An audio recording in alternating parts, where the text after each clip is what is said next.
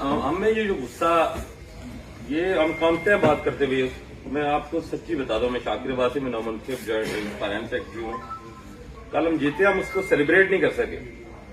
آپ C B M کے طور پر اپنے طور پہ کچھ ایک دو سٹیپ ایسے لے کے آتے، شاید ہمیں کوئی تسلی ہوتی کہ آپ کی کوئی گزارش یہ ہے 2 سپاہی معطل کرنے کی بجائے پاکستان کے وزیر مملکت داخلہ نے حکومت کے کہنے پہ معافی مانگی ہے. آپ سمجھتے ہیں 2 سپاہی معطل کرنے پہ ایک منٹ سر، گزارش یہ ہے آصف صاحب نہیں، میری بات سنیں نا، میری بات. معافی آپ مانگی ہے اور اخلاص سے مانگی ہے، اور آئندہ، اور میں نے وہاں بیٹھے یہ کوشش کی کہ آپ کے وہاں ہی مطالبات آئیں، وہاں ہی ایکشن کو کر دیا جائے.